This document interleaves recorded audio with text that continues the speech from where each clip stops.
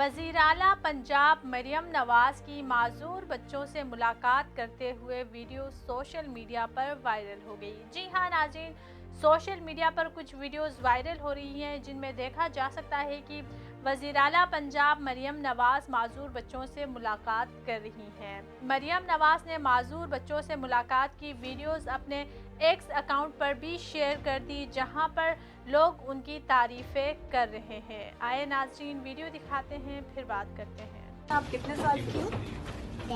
10 की? Big girl माशाल्लाह। बता दूं? हाँ बताओ। सब आप क्या सीएम पंजाब अच्छा, ये मेरा नाम है। मरियम नवाज। हाँ, ये नाम है ना मेरा। यकीन नहीं आ रहा कि आपसे मिल लिए। ऐसा लगता है अभी कुमैर उठा देंगे, जाओ यार कुरान पढ़ने। तो नाज़रीन, जैसा कि आपने वीडियो में देखा कि मरियम नवाज एक माजूर बच्ची से मुलाकात करती है और उनसे पूछती है कि आपकी उम्र क्या है, तो वो बच्ची बोलती है कि मैं 10 साल की हूँ। और इसके अलावा मरियम नवाज एक नाबीना लड़के से भी मुलाकात करती हैं और इस वीडियो में आप देख सकते हैं कि मरियम नवाज से मुलाकात करते वक्त बच्चे कितने खुश नज़र आ रहे हैं और मरियम नवाज कितनी खुश नज़र आ रही हैं।